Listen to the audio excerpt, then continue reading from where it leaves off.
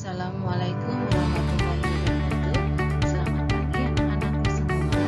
Kita kelas 2 DPIB. Ketemu lagi dengan Ibu Lasriani dengan mata pelajaran konstruksi utilitas gedung. Kali ini kita akan membahas materi menerapkan prosedur keselamatan dan kesehatan kerja dan lingkungan yang disingkat dengan K3LH. Mari kita lihat slide berikutnya. Sebelum kita masuk ke materinya, mari kita lihat apa tujuan dari pembelajaran kali ini. Setelah diberi penjelasan tentang penerapan prosedur keselamatan kerja dan lingkungan, siswa dapat 1. Menjelaskan sesuai dengan Undang-Undang Keselamatan Kerja. 2. Menjelaskan prosedur keselamatan kerja. Yang ketiga, mengenal bermacam-macam APD dan APK. Yang keempat, memilih APD sesuai dengan kebutuhan dan jenis pekerjaan. Perhatikan gambar berikut ini. Menurut berita dari Republika Online, kecelakaan kerja di Indonesia terbanyak di bidang konstruksi. Makanya di pelajaran kali ini di KUG kita belajar tentang K3LH. Untuk apa? Untuk supaya meminimalis jumlah kecelakaan kerja di dunia konstruksi. K3LH di Indonesia telah diatur dari Undang-Undang tentang Keselamatan Kerja. Setiap pekerja berhak mendapat perlindungan keselamatan dan kesehatan kerja. Perhatikan, ada beberapa undang-undang yang terkait dengan keselamatan dan kesehatan kerja. Yang pertama, Undang-Undang Nomor 1 Tahun 1970, kemudian Peraturan Menteri Tenaga Kerja Nomor 7 Tahun 1964, kemudian Kementerian Ketenagakerjaan telah mengeluarkan peraturan baru melalui Peraturan Menteri Ketenagakerjaan Nomor 5 Tahun 2014 tentang keselamatan kerja di lingkungan kerja yang mencabut peraturan tahun 1964 di atas. Peraturan baru memberikan pedoman baru untuk nilai ambang batas kimia dan fisik dan juga memberikan pedoman kualitas udara dan ruangan untuk menciptakan tempat kerja yang layak. Perhatikan prosedur keselamatan kerja. Sebelum masuk ke prosedur keselamatan kerja, kita lihat dulu pengertian keselamatan kerja itu sendiri. Pengertian pertama, menurut filosofi, K3 atau keselamatan kerja merupakan suatu pemikiran untuk menjamin keutuhan atau kesehatan bagi jasmani maupun rohani para tenaga kerja dan semua orang atau warga di setiap negara, khususnya di Indonesia. Menurut pengertian K3LH berdasarkan keilmuan, ilmu pengetahuan dan penerapannya dalam usaha mencegah kemungkinan terjadinya kecelakaan, penyakit akibat kerja, kebakaran, dan pencemaran lingkungan. Yang ketiga, pengertian secara etimologi merupakan suatu upaya perlindungan agar tenaga kerja selalu dalam keadaan selamat dan sehat selama melakukan pekerjaan di tempat kerja, maupun sumber produksi dapat digunakan secara aman dan efisien dalam pemakaiannya. Skema prosedur keselamatan dan kesehatan kerja. Sumbernya dari PT Dinas Cipta Agung Semarang. Yang pertama, kita lihat di pekerja ada apelnya dan absensi, kemudian ada pengenalan alat, ada infeksi keamanan, kemudian pekerja disuruh menggunakan alat pelindung diri atau disingkat dengan APD. Kemudian memastikan bahwa pekerja tersebut menggunakan alat pelindung diri. Kemudian pekerja diarahkan dengan sesuai dengan pekerjaannya, dinamakan dengan mekanisme kerja.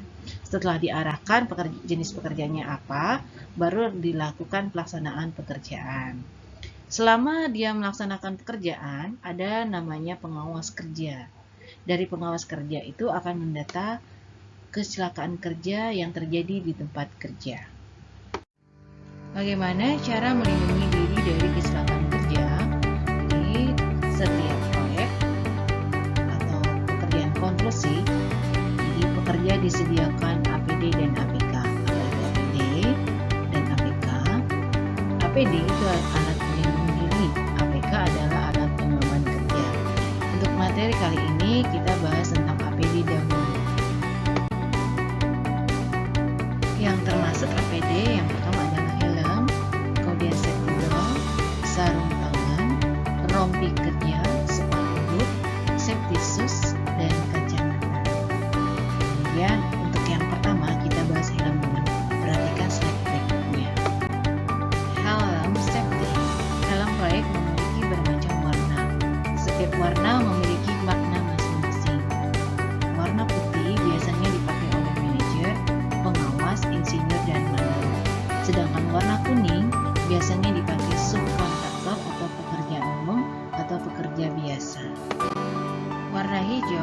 dipakai oleh pengawas lingkungan.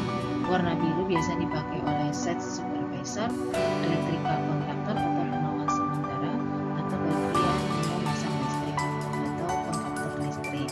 Kemudian warna oranye biasa dipakai oleh tamu perusahaan. Warna merah biasa dipakai oleh safety officer yang bertanggung jawab untuk memastikan sistem keselamatan sudah terpasang dan sesuai dengan standar yang ditetapkan. Ini warna merah ini bagi pekerja yang sangat berbahaya. Kemudian kita tidak nyangka ya ada warna helm warna pink. Pink ini biasa dipakai oleh pekerja baru atau yang magang. APD yang kedua adalah safety belt. Safety belt sebagai alat pelindung diri saat bekerja di tebing ketinggian. Para pekerja wajib memakai safety belt sebagai alat pelindung diri saat bekerja di tebing ketinggian untuk menahan tubuh agar tetap aman ketika terpleset atau terjatuh. Sarung tangan atau safety glove ini berfungsi untuk melindungi tangan kita dari berbagai macam bahaya. Contohnya adalah dari api, suhu panas dan dingin, radiasi, arus listrik, benturan dan pukulan, tergores benda tajam atau kasar. Jenis sarung tangan yang pertama impact hand glove. Impact hand glove itu digunakan untuk melindungi tangan dengan menyerap energi tumpukan sehingga tangan Anda tidak terkena energi tumpukan sepenuhnya. Kedua, anti-slip hand glove. Ini digunakan pada benda kerja yang basah atau berminyak. Cut and puncture resistant glove itu digunakan untuk pekerja-pekerja yang bekerja di bagian mesin karena ini dia tahan dengan benda-benda tajam, jadi sangat cocok digunakan untuk pekerja yang menggunakan mesin-mesin abrasi. Kemudian lighting and glove. Lighting and glove biasa digunakan untuk melindungi tangan dari goresan benda tajam dan meminimalisir potensi slip saat mengangkat sesuatu. Heat resistant glove biasa digunakan pada saat pekerjaan las atau blender dan berbagai pekerjaan lainnya yang berhubungan langsung dengan suhu tinggi. Yang berikutnya adalah chemical resistant glove biasa digunakan pada lingkungan laboratorium dan pekerjaan yang berhubungan langsung dengan bahan atau zat kimia seperti wet analis dan pengecatan.